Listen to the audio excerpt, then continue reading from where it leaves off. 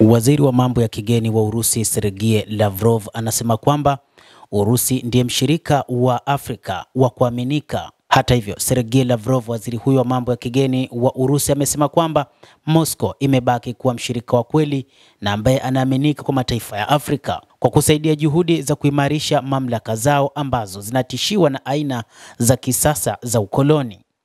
Lavrov ametoa kauli hiyo siku ya Jumatatu wakati akizungumza katika maadhimisho ya siku ya Afrika yaliyoandaliwa katika Wizara ya Mambo ya Nje ya Urusi mjini Moscow, akihutubia mabalozi na maafisa wa Afrika. Ameashiria msaada wa muda mrefu wa Urusi kwa mataifa ya Afrika ulioanza tangu enzi za Umoja wa Sovieti USSR, ambapo Moscow iliunga mkono harakati za ukombozi wa kitaifa na kusaidia katika kuangusha mifumo ya kikoloni, lakini pia katika mapambano hata baada ya ukoloni. Leo hii Russia inaendelea kushiriki katika kuimarisha nafasi ya Afrika kama kitovu cha kipekee chenye ushawishi katika maendeleo ya dunia. Tutaendelea kusaidia mataifa ya Afrika katika kuimarisha uwezo wao wa kujilinda, kupambana na ugaidi na kuhakikisha usalama wa dharura na nishati. Lavrov amesifia kauli mbiu ya Umoja wa Afrika kwa mwaka 2025 kama ishara ya juhudi za dunia kushughulikia dhulma za kihistoria na kukaribisha azimio la Umoja wa Mataifa linalotaka kuwe na siku maalum ya kimataifa ya kukabiliana na ukoloni.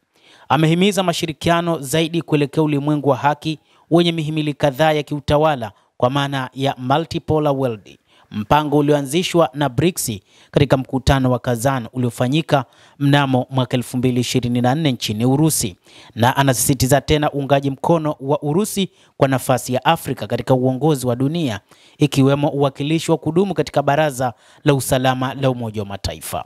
Moscow imetangaza kuwa kukuza mahusiano na mataifa ya Afrika ni miongoni mwa vipaumbele vyake vikuu vya sera za nje na ni kuongeza uwepo wake barani humo, ambapo mataifa kadhaa yakiwemo ya Afrika Kusini, Niger na Burkina Faso yanaangaliwa kama mshirika wa kuaminika.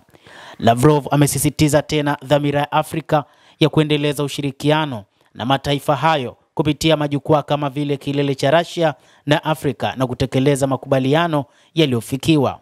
Ametangaza kuwa mkutano wa mawaziri wa jukwaa la ushirikiano kati ya Urusi na Afrika utafanyika katika nchi moja ya Afrika baadaye mwaka huu na kuwa utaandaa mazingira ya mkutano wa tatu wa kilele mnamo mwaka 2026. Mtazamaji wa The World News, endelea kutufuatilia, lakini usisahau kulike, usisahau kucomment pamoja na kusubscribe channel yetu hii. Naitwa Adam Hussein, endelea kuwa nasi wakati wote.